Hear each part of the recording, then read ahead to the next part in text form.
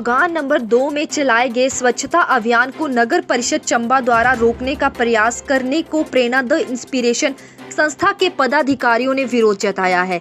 संस्था के अध्यक्ष दीपक भाटिया ने कहा कि संस्था द्वारा हर रविवार चंबा शहर व ग्रामीण क्षेत्रों में स्वच्छता अभियान चलाया जाता है, लेकिन जिस प्रकार नगर परिषद द्वारा उन्हें साफ सफाई करने से रोकने का प्रयास किया जा रहा है वह निंदनीय है। जी हां, हम आपको बता दें कि दीपक ने कहा कि कूड़ा करकट फैलाने वालों को कभी नगर परिषद की ओर से ना तो रोका गया ना ही उनका चालान किया गया, लेकिन साफ सफाई कर समाज में स्वच्छता का संदेश देने वालों को रोका जा रहा है।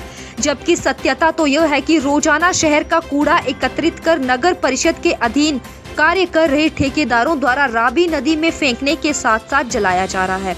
इससे न केवल पर्यावरण दूषित हो रहा है बल्कि लोग भी बीमारियों की चपेट में आ रहे हैं, लेकिन नगर परिषद के अधिकारी चिर निंद्रा में सो रहे हैं। दीपक ने कहा कि नगर परिषद अधिकारियों द्वारा किए गए इस व्यवहार को किसी भी सूरत में सहन नहीं किया जाएगा।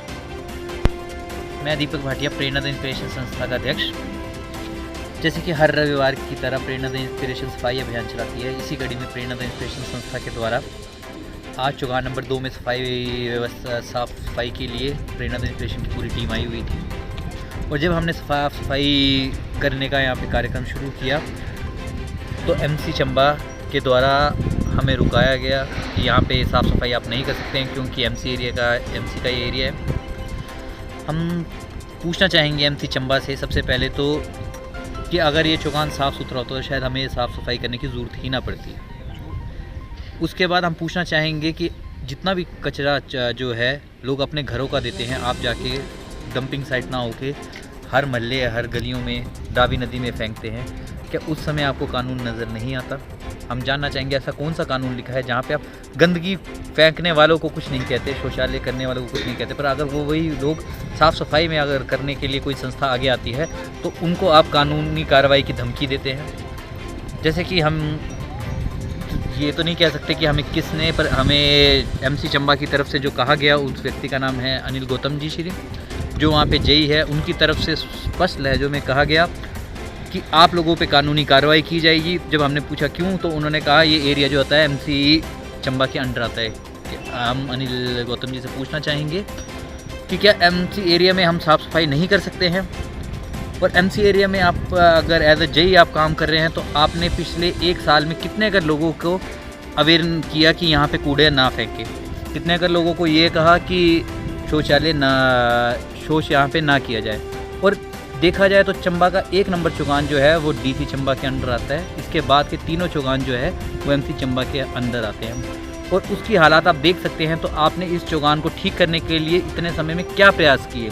और अगर कोई संस्था इस कार्य को अच्छा करना चाहती है तो आप उसके लिए क्यों रोड़ा अटका रहे हैं? हमारे कुछ प्रश्न अनिल गौतम जी से ज़रूर रहेंगे। धन्यवाद।